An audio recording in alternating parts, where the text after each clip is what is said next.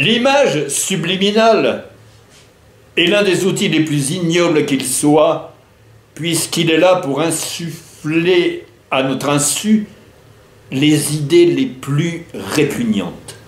C'est la dictature par l'image.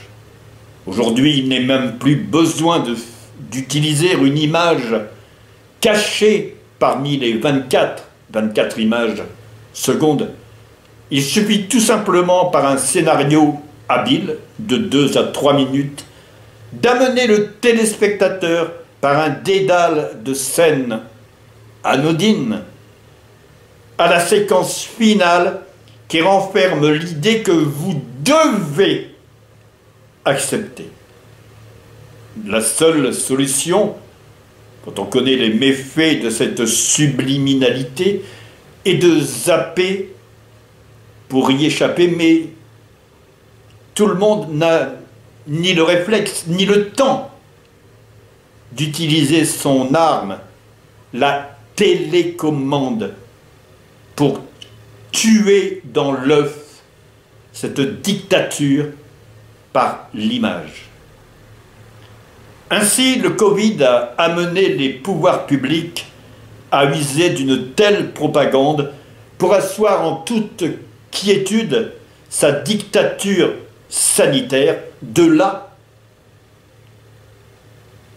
à prévoir qu'il peut aussi asseoir sa dictature totalitaire, politique, sociale, judiciaire, par le biais de la télé, il n'y a qu'un pas à franchir. Je vous laisse découvrir ou redécouvrir les 2 spots de propagande pro-Covid diffusés chaque jour. Enfiler un uniforme. Ou pas. Courir dans tous les sens. Ou rester immobile. Savoir viser. Très très bien visé. Porter un masque. Vraiment porter. En restant chacun mobilisé, nous serons plus forts ensemble. Scène anodine en apparence. Les premiers mots: enfiler un uniforme, ne pas enfiler un uniforme, courir dans tous les sens. Et les images défilent en un charivari soigneusement classifié. Toutefois, le scénario ne s'éloigne pas de l'idée préconçue. Quelque chose de mauvais circule. Une jeune fille éternue dans son coude, sur le schéma des gestes maîtrisés. Très vite, on aperçoit un flacon de gel hydroalcoolique.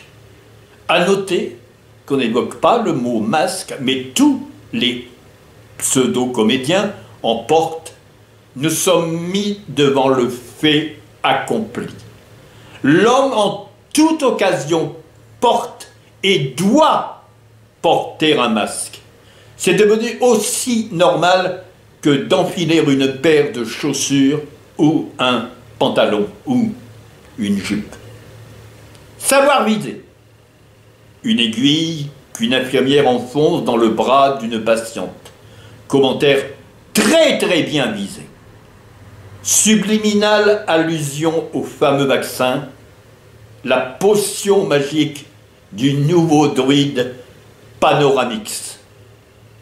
Jusque-là, tout est suggéré, rien n'est dit, les mots masque, gestes barrières, gel, vaccin ne sont pas prononcés jusqu'au final.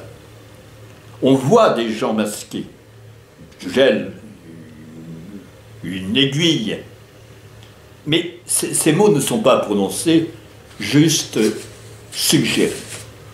Et le point final tombe. Car il fallait bien passer de la suggestion mentale à ce que j'appellerais la directive vocale, prononcer enfin le mot magique « masque ». Une adolescente dégringole un escalier à toute vitesse, puis stop d'un seul coup, hallucinée, comme si elle avait laissé une casserole remplie de lait sur sa plaque chauffante ou apercevez un tsunami déferler dans son escalier et porte ses mains à son visage. Commentaire: portez mon masque. Elle remonte 4 à 4. Vraiment, le porter. Elle redescend, masquée cette fois, et rejoint son copain, masqué évidemment, dans la rue. Play no game on me. Play no game on me. Play no game on me.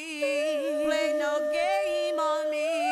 Play no game on me. Play no game on me. Play no game on me. Play no game on me. Play no game on me. Play no game on me. Play no game on me.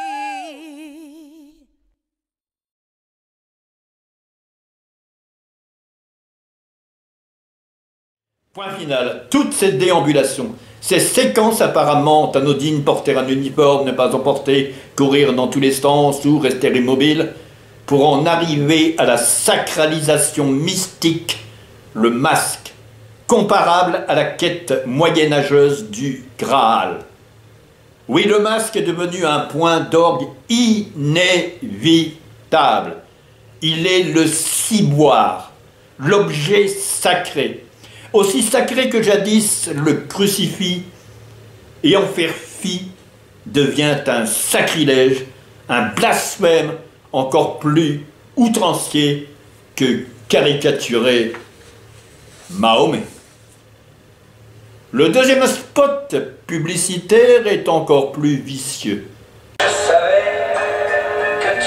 On ne le sait qu'à la fin, mais nous nous trouvons dans l'esprit d'une vieille dame portant une paire de lunettes, le détail a son importance, que l'on voit au début plus ou moins assoupie dans son fauteuil. Elle nous entraîne de force dans son esprit, un peu comme le voyage fantastique de Richard Fleischer, où des humains miniaturisés se déplacent dans le corps d'un médecin afin de détruire une tumeur qui s'y trouve. La porte d'entrée s'en trouve. Un couple assez jeune encadre 2 enfants, un petit garçon et une petite fille. La mamie écarquille les yeux, les reconnaît et, folle de joie, leur ouvre les bras. Je reviens te chercher. Je savais que tu m'attendais. Je savais que l'on ne pourrait se passer l'un de... En un ralenti très hollywoodien, les 2 enfants se précipitent vers elle, tandis que Gilbert Bécaud chante, on ne sait trop pourquoi, « Je reviens te chercher ». Elle leur ouvre ses bras, émerveillée, et il se réfugie tout contre elle. Jusque-là, on ne comprend pas très bien où veut en venir le réalisateur. Une grand-mère accueille ses petits-enfants, c'est tout à fait normal. Puis une voix off déclame. Je reviens te chercher. Ça vous a pas fait trop mal? Oh, pas du tout. Au contraire. Parce qu'on rêve tous de se retrouver, vaccinons-nous.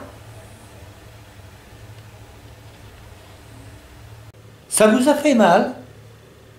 Et la caméra montre une infirmière qui retire une aiguille du bras de la mamie. Nous ne sommes plus en réalité chez elle, mais à l'hôpital, et on vient de la vacciner. La scène avec ces petits-enfants n'a jamais eu lieu que dans l'esprit de cette mamie qui en a rêvé pendant qu'on l'a vaccinée. La preuve, c'est que dans la scène rêvée, elle portait ses lunettes, à l'hôpital, elle n'en porte pas. Je reviens te chercher. Et souriante, elle répond à l'infirmière, « Au contraire, au contraire ».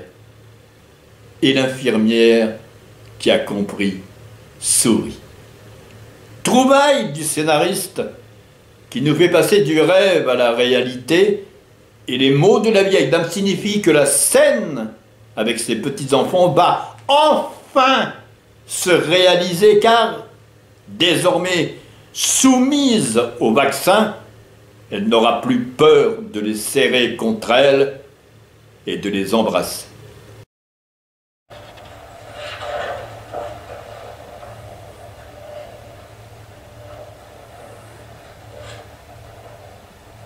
Je reviens te chercher.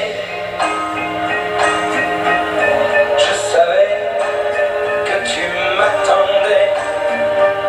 Je savais que l'on ne pourrait se passer l'un de l'autre longtemps. Madame, Je reviens te ça chercher. va? Ça vous a pas fait trop mal? Oh, pas du tout. Au contraire. Parce qu'on rêve tous de se retrouver, vaccinons-nous.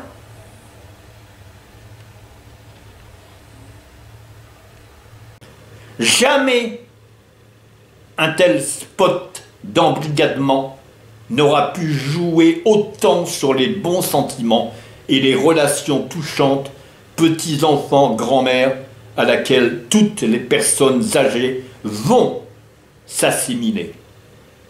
Il est là pour vous enfoncer dans le cerveau ce qui se passe dans celui de la mémé. C'est comme un sourd reproche.